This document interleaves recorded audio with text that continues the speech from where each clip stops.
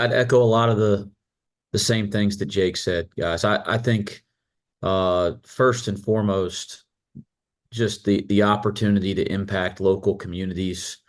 Um, let's not lose sight of this. That there's a reason that we're allowed to do a charity game because it's something that goes beyond basketball. And I think uh, obviously, when you look into what Anthony Grant and his family have been through, and they created this the charity that Jake mentioned, and then they did the charity game with Ohio State last year.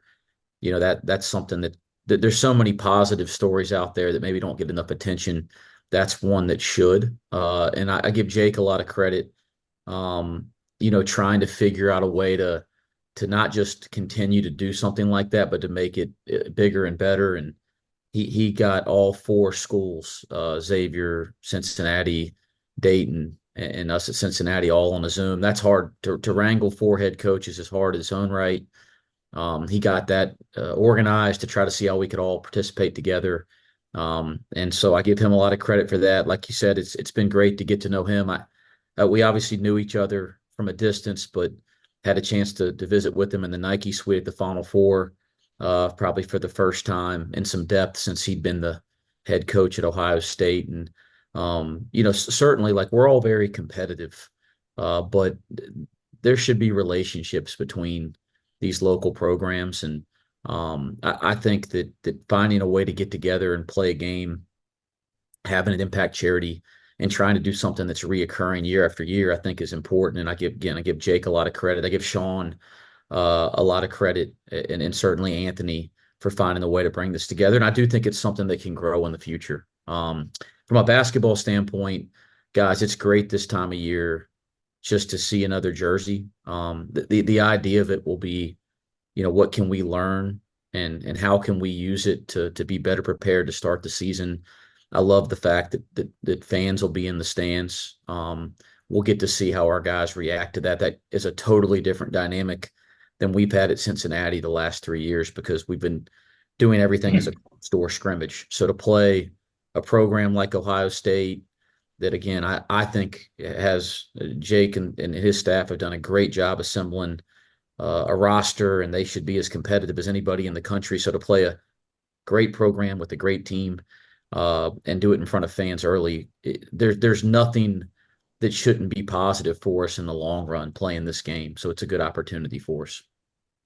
For us, I mean, listen, anytime you play against a different opponent this time of year, and it's been scrimmages for us the last 3 years, but anytime you do that, you probably learn more about yourself in that 40 minutes than you do the five practices before that combined. And it's a lot of what Jake said already. We're we're we're playing against ourselves a lot, and so you're guarding the same people, you're guarding the same actions that each guy, you're guarding the same defensive principles and defensive schemes. And so there's only so much you can take from that. When you go against somebody else, it's going to highlight the things that maybe you're doing well and you didn't quite realize. It's also going to highlight some things that maybe you're struggling with and you weren't aware of.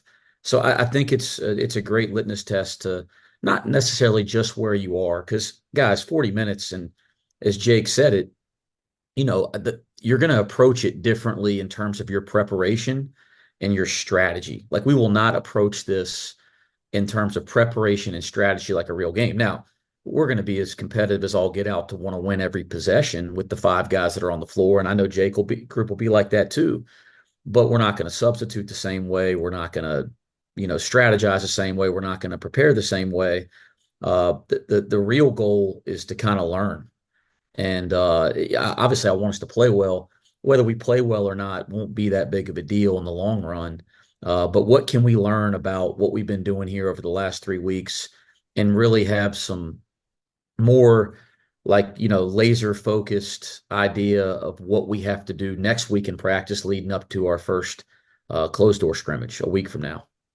We're off the last 2 days. We had a like a team retreat and almost like a training camp type thing out of town. So we were together with them for 4 days, probably more than they wanted to be together with us.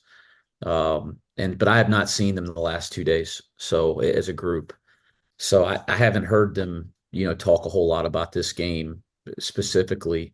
I just know, and I imagine Jake feels this way too with his bunch. When you've been practicing for 3 weeks, and then now you talk about the things we can do in the summer and the fall on the floor.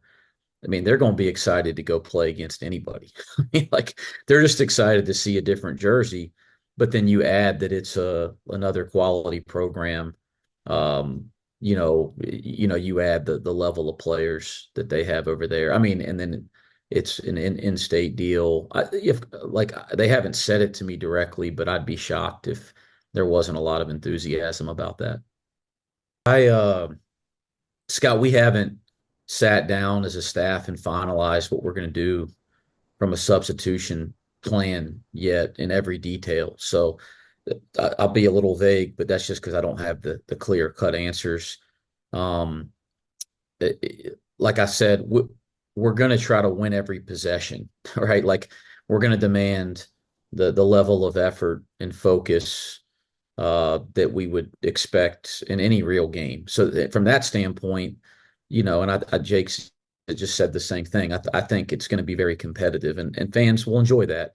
But from a strategy standpoint, so just you mentioned substitutions, we're not going to approach it the same. I mean, my goal is to make sure that we get a lot of different looks at lineups, that guys get an opportunity to go out and play in front of fans and play against a different opponent and get a real chance to go do that and play through some mistakes, as we're trying to evaluate how to do that when we start in November. Like we want to have a real substitution plan and pattern by the time we start in November, and we're still working through that, and guys are still earning those roles.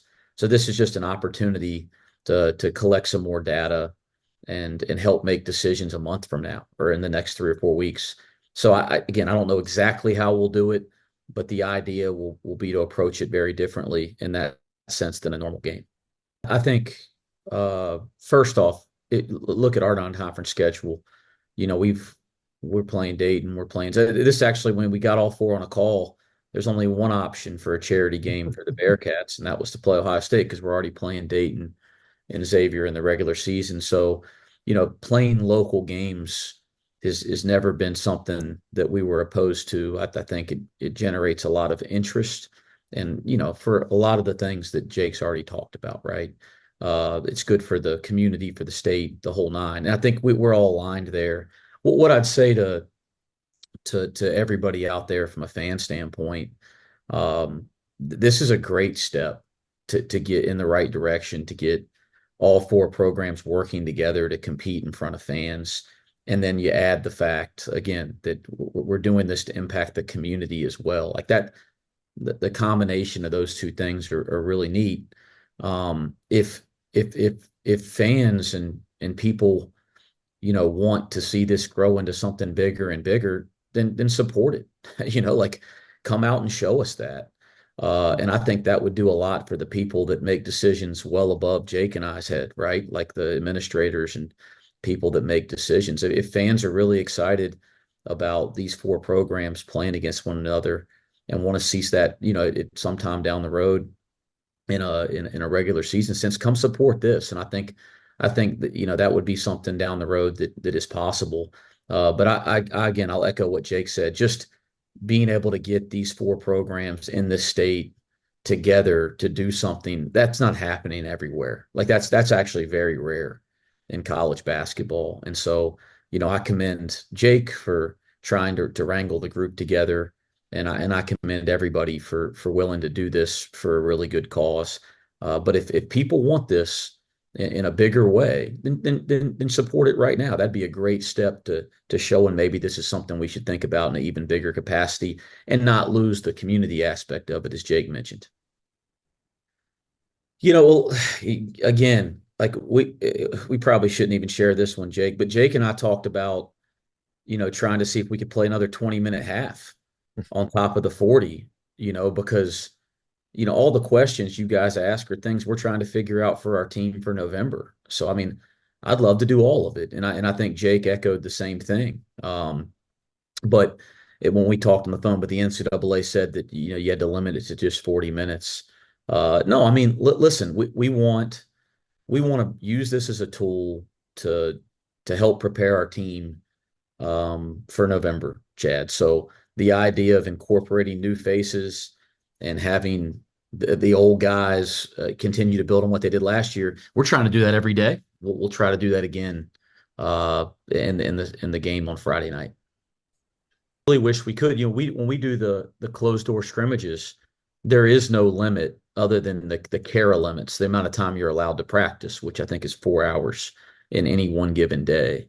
And so for years, and I'm sure Jake's been a part of this too, you don't just play 40 minutes against people. Sometimes you do more segments than that. And I think Jake and I both agreed in a call earlier this week that we'd love to have done some more situation. I mean, Scott brought up how you can approach the last 2 minutes. Shoot, I'd like to do a bunch of situations and work on, like how we do that multiple times. So again, I think from a coaching standpoint, guys, this is a tool, right? It's a development tool to get us ready for the real thing. I know from talking with Jake, he feels that way. I feel that way. But that won't change the want to compete on any given possession. I think they're going to want to win those possessions and ultimately win. We'll want to win, but as a coach, not at the expense of developing and growing and getting everybody opportunities and all the things we've already talked about. If you can correct me if I'm wrong, I think um, before before all the rules settled out, there was talk about being able to play these types of exhibitions, and to me, it just makes sense to have a chance to, like Jake talked about, getting in an environment against a great program to prepare you for your season. That's better than a closed door scrimmage. And so we were reaching out to those programs that locally, so we'd have to get on a plane that we thought would help us develop and grow. And I think I might have reached out to Jake about that, and I could be wrong, but I feel like that happened. He's the one that said, no, let's think about this in a bigger way.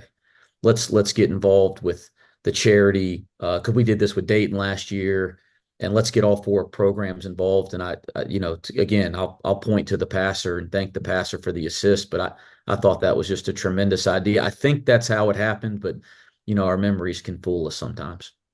It was a collaborative effort for sure to get the conversations going, but it was Jake's idea to try to get all four programs on the same page. And to me, that's the thing that deserves a lot more credit because that's not easy to do.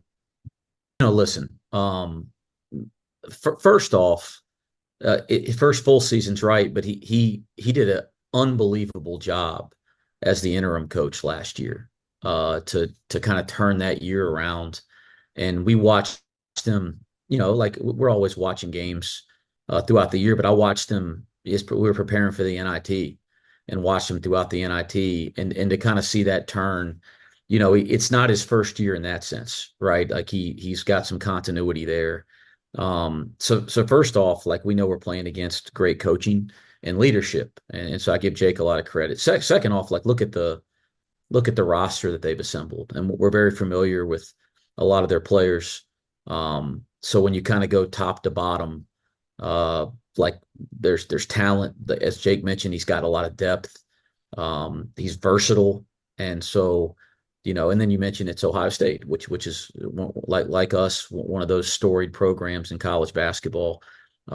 So I think all those things, were really appealing to us, and I think will be a really good tool to test us here early with the things we've been doing against each other in practice every day. But I'll give you an example.